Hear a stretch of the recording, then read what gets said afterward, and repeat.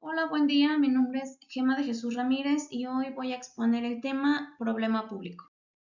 Para ello vamos a desarrollarlo a través de 5 subtemas que son: ¿qué es un problema público?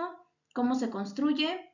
¿Cuáles son los criterios para poder identificar una necesidad o carencia? ¿Cuáles son las características de los problemas públicos y el origen de los mismos? Bueno, vamos a comenzar por definir qué es un problema público. Quiero comenzar diciendo que se ha definido a la política pública como una intervención del Estado en un determinado tema sobre el cual hay una idea de que las cosas no marchan como sería deseable. Lo cierto es que hay situaciones que no andan como sería deseable y no por ello son objeto de intervención del Estado. Entonces nos hacemos la pregunta: ¿cuándo una determinada situación se convierte en problema público? De acuerdo con Becker, un cierto problema es reconocido como problema social cuando presenta dos características. La primera es que muestra carencias objetivas en la sociedad, y la segunda, cuando los actores con poder califican esa situación como problema público. Ahora, ¿cómo se demuestran estas carencias? Bueno, para demostrar las carencias en la población se hace uso de estudios e informes que, usando rigurosos métodos de investigación social, muestran que en la sociedad hay una situación que afecta negativamente el bienestar, las posibilidades de desarrollo o progreso, la convivencia social, el medio ambiente o la misma existencia de la comunidad. Es decir, que estos estudios aportan evidencia del problema, sus características y alcances acerca de las carencias objetivas de la población. Una situación recibe la denominación de problema público cuando un determinado grupo con influencia y capacidad de movilidad de actores de poder, y que puede darse dentro o fuera del Estado, considera que la situación actual no es aceptable y que es necesaria una intervención de política pública para remediarla. Los motivos por los cuales un grupo propugna una intervención en la situación pues pueden variar desde razones éticas y morales a otras como el dominio de cierto conocimiento que los lleva a advertir sobre una necesidad de intervenir, o incluso hasta razones de distribución de poder. Es decir, que estos actores de poder hacen el problema visible, y así es como se denomina un problema público. Después se instala en la agenda pública, y esta agenda pública consiste en un listado de problemas a los cuales los actores de poder, como ya dijimos, dentro y fuera del Estado, presentarán atención en cierto momento. Existe una variedad de definiciones de lo que es un problema público. Ahora solamente, bueno, vamos a presentar algunas de ellas. La primera, de acuerdo con Aguilar, el problema público es el proceso mediante el cual una cuestión, oportunidad o tendencia ya aprobada y colocada en la agenda de la política pública es estudiada, explorada, organizada y posiblemente cuantificada por los interesados, quienes no raramente actúan en el marco de una definición de autoridad, aceptable provisionalmente en términos de sus probables causas, componentes y consecuencias.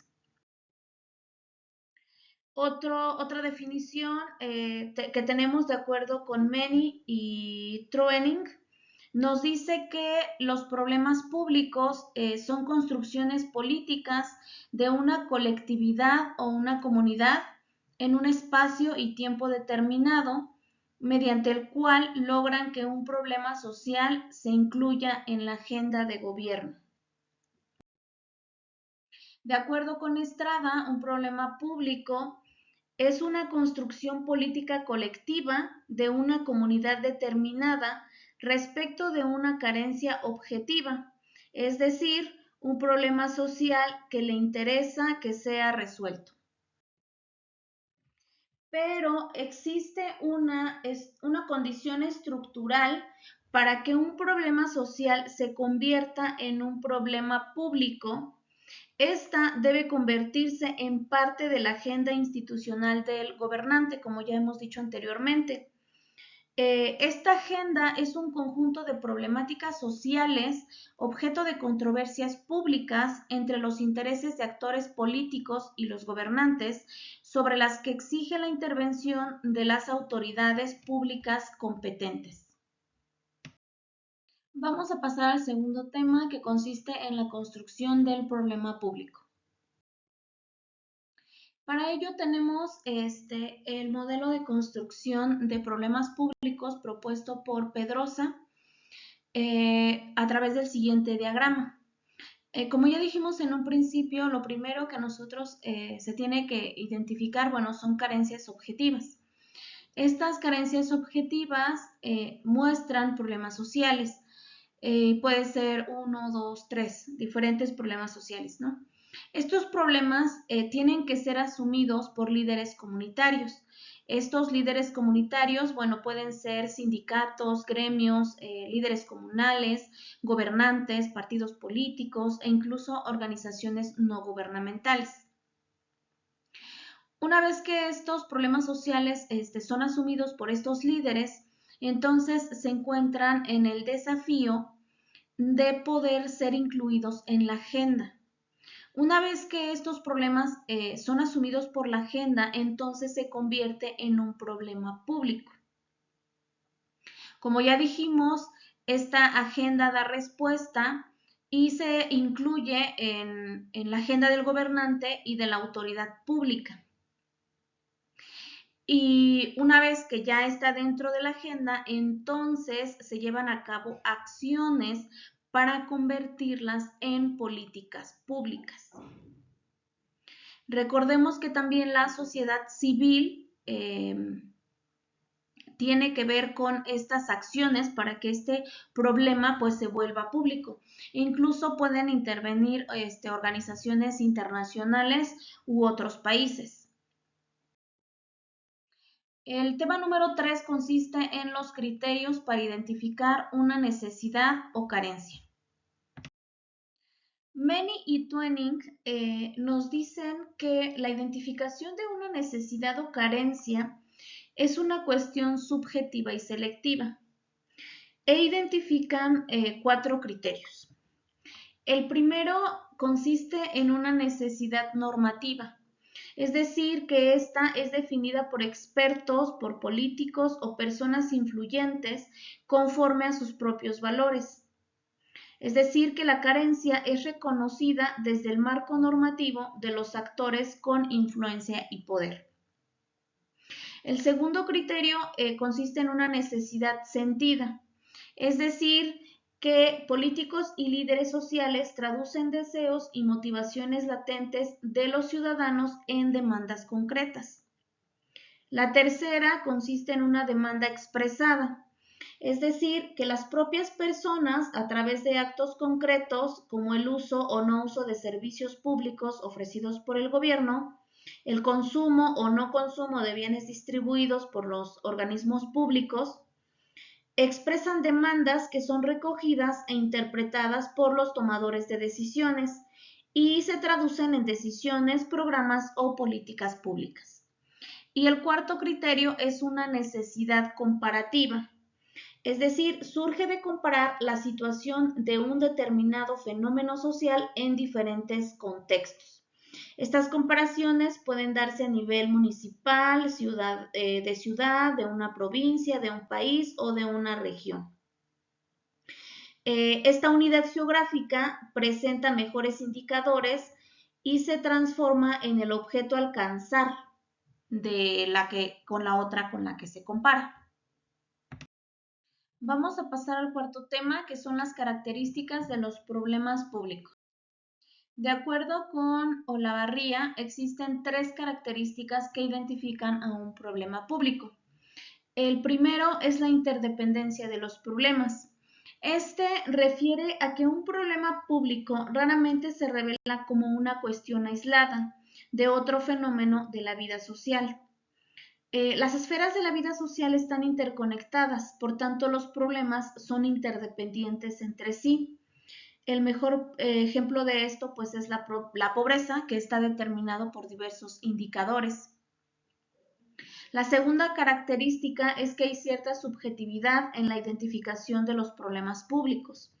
Es decir, que existe una multitud de situaciones problemáticas. Sin embargo, solo aquellas que coinciden con las visiones, aspiraciones e intereses de los actores de poder, pues van a ser impulsadas y van a ser incorporadas en la agenda pública. Y la tercera característica es que los problemas públicos son dinámicos, es decir, que evolucionan debido a diferentes factores como cambios en el conocimiento, la tecnología, la cultura o la aparición de nuevos fenómenos sociales, e incluso por la propia intervención de la política pública. Por eso es que se consideran dinámicos. El quinto tema es el origen de los problemas. Un problema público puede tener tres orígenes. El primero, que surge como una demanda. Es decir, que surge primero de demandas aisladas y de necesidades de los habitantes, o un cierto problema que crece y que es articulado, conciliado y etiquetado por las estructuras políticas hasta ser transformado en demanda hacia el sistema político. La segunda es que puede originarse desde la oferta. Son las autoridades las que identifican las situaciones que serán catalogadas como problemas públicos.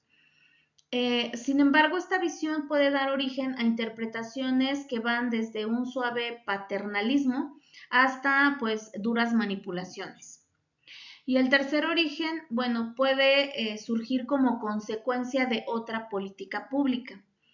Surge cuando una política pública en ejecución encuentra problemas no detectados inicialmente y pues esto va a generar nuevas demandas.